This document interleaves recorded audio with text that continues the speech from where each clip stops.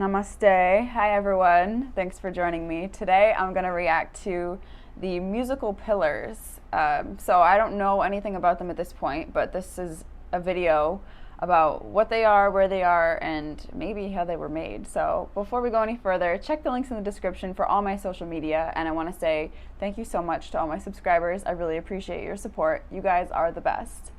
I'm at the Vittala Temple in Hampi. I'm going to show you the mystery of the musical pillars. This structure, called the musical hall, is now closed for renovation. Wow. However, I managed to get the actual sounds from these pillars. Here's a pillar which shows a man playing that carving is so drums. Beautiful. Now, if you tap this, you will hear the sound of these drums.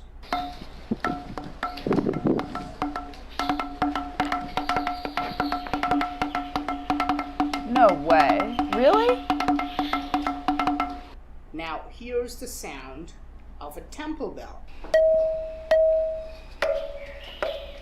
And here is a sound similar to a school bell.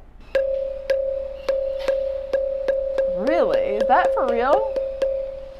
Now, you can combine these various sounds to create even modern sounds. For example, this is the combination of the temple bell and the school bell to create the modern day doorbell.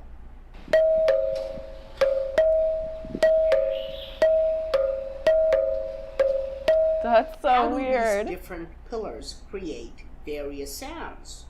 But this is nothing when you take this pillar that's made of one stone and has small columns carved onto it.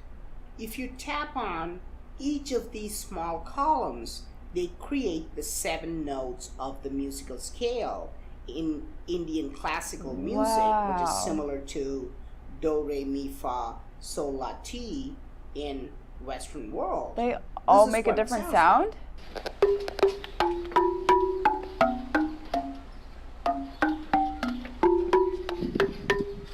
What kind of stone technology existed in ancient India that could mimic the sounds of musical instruments? We can see many different sounds of advanced instruments like jaltarang, which uses water waves.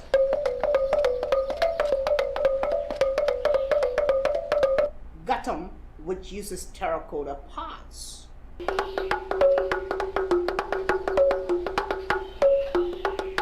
And even sounds of string instruments are created on these pillars. Oh my God. How do these pillars, made of the same material, which is granite, create these various sounds? Is it possible that the ancient builders somehow created holes inside these pillars? Because the only way to make different sounds from the same material is to alter its density. So, do these pillars have holes inside them to enable them to create various sounds? The British had the same question in mind, and they not only took a huge pillar but also cut one of the small columns to see what was inside. Here you can see the column that is missing. This was cut by the British during pre-independence in 1930s. And they were surprised to find that all these pillars and columns are just made of solid rock. So, if there are no holes inside these pillars, how do you make them create that is so beautiful. Sounds? I want to go there. If they altered the dimensions like height, width, and diameter, you could at least make them sound a little bit different. But they're all the same size. If you look closely, all the columns have the same height, width, and diameter, yet they create the 7 different notes of the Indian musical scale. If they're all of the same dimensions, same material, and don't have holes inside, how do they create different musical sounds? The only way this could be achieved is by changing the intrinsic density of the pillars, by adding a new material to it in different proportions, like modern day alloys. Today, we melt various metals and add them in different ratios to create the desired effect. However, did ancient builders melt solid blocks of granite and mix it with other materials to create different sounds? Locals argue that the musical pillars were created using rock melting technology. As evidence, they say that chains made of rocks were hooked to these corners on the ceiling. How do you... Now, this would be impossible without melting the rocks. These rock chains were later destroyed during foreign invasion, just like the Temple Tower. A chain made of solid rock. Is something like that even possible? Why do these corners have empty hooks?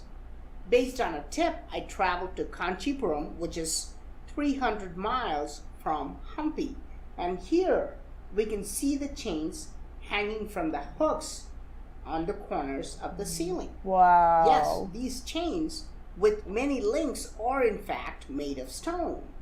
Archaeologists have confirmed that these are made of stone and were created at least 700 years ago.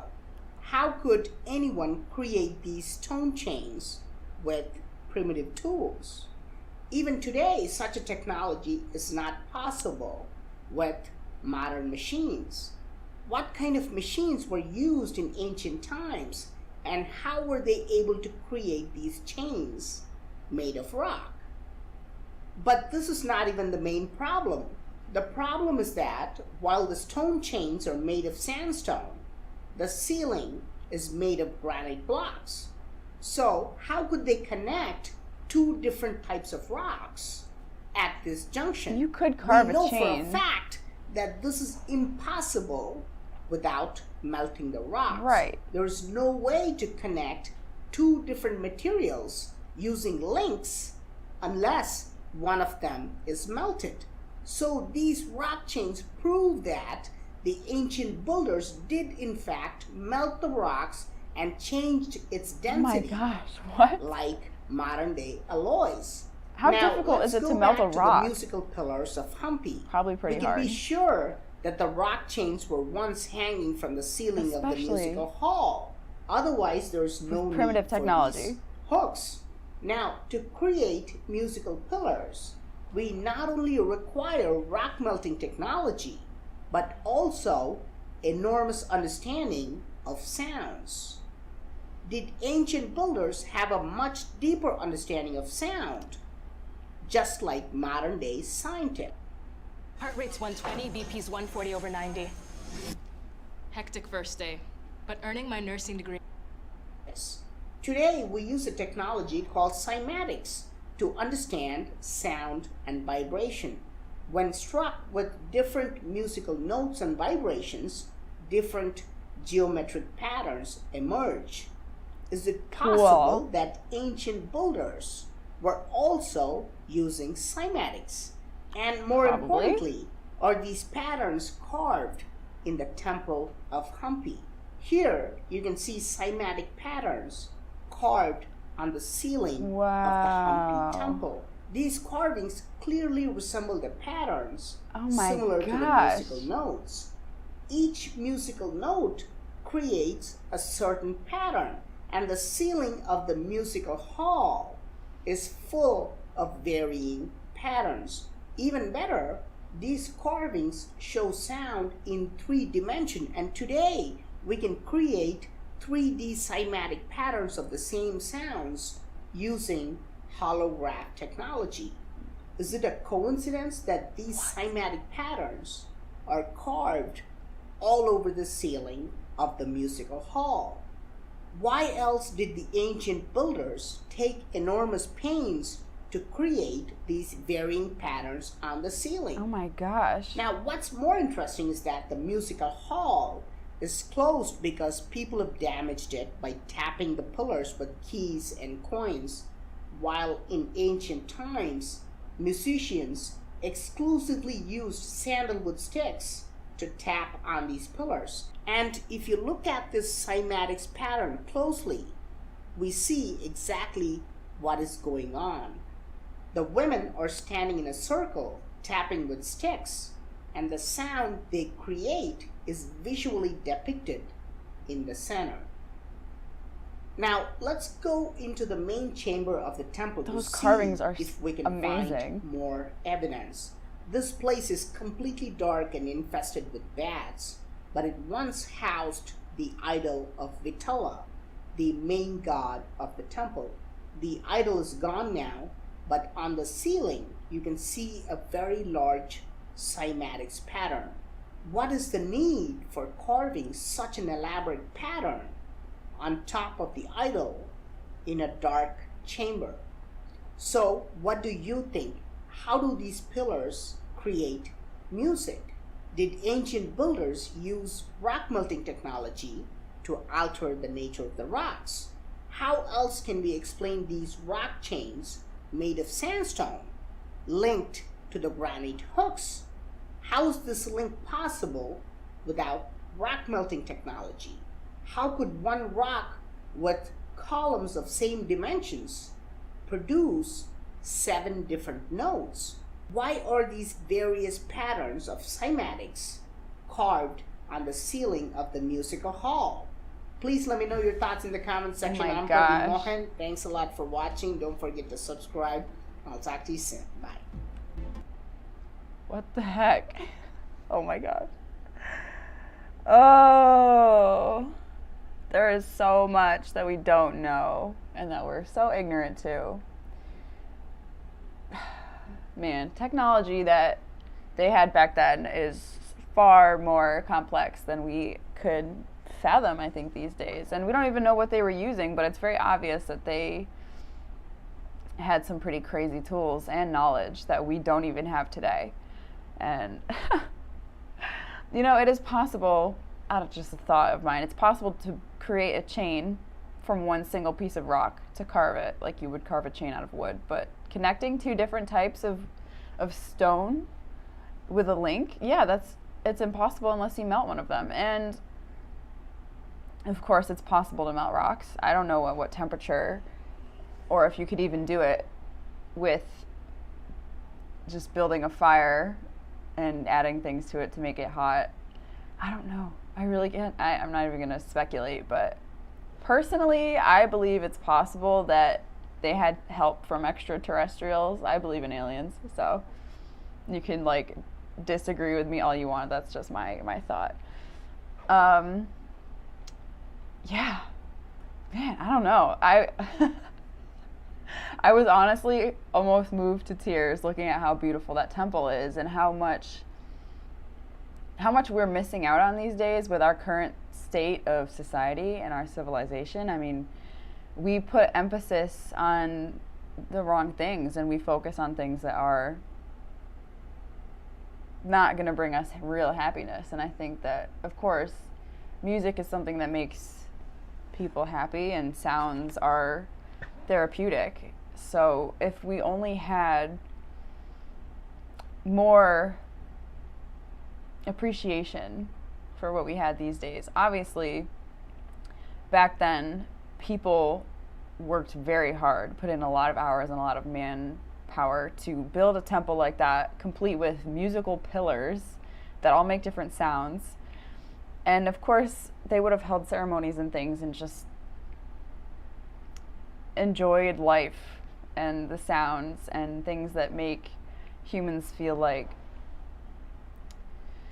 I don't know what I'm trying to say here, but we have consciousness, right? We have this consciousness and we have things that we can understand and appreciate because of it. And I don't know. I was just, oh my God, I love history and I have so many thoughts about it. And I'm actually shocked that I had no idea that temples like that actually existed. I've never heard of this particular temple, even though I was an art history minor. I have an art history minor from when I went to school. No one ever mentioned it. I don't know, it's like it's supposed to be kind of a secret or something. This was amazing. Thank you for the recommendation, and I'm glad I'm now aware of it, and when I visit India, this is going to be on my list for sure to see. It's just I wish we could go back in time just for a little bit to see how they made these things, because they're just so incredible. Yeah, I don't know. Yeah, it's kind of sad being an American. Well, I don't know. We don't have things like that here. We used to. The Native Americans here built not temples like that, but they had their own sites and places where they appreciated nature and things like sound, and we don't really have things like that so much anymore. The pride of the Native American people has not been appreciated by the people who came over here and took their land and things, but that's another story. I wish that we had more historic things that humans built where I live, because it's important to me, and I think it's really interesting. So if you live in India, just be grateful and remember what you have over there, because it's amazing and it deserves to be protected. And yeah, those are my thoughts. I'm a little bit too emotional right now to think coherently.